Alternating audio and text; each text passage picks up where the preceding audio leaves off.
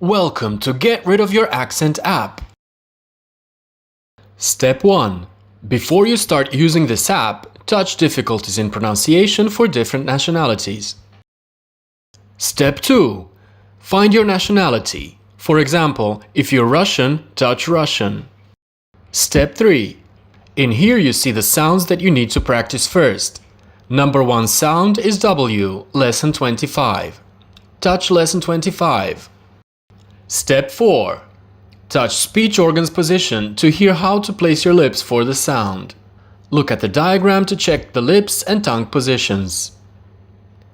You start with the lips forward, then immediately pull the lips back to the neutral position. Step 5. Swipe left to go to the next page of the app. Here you see the words. You can touch all words to play all words, or you can touch one word to play one word. Step 6. Recording. After you played the word, the app starts recording your voice. Repeat the word, copying the pronunciation. When you stop recording your voice, the app automatically plays your recording.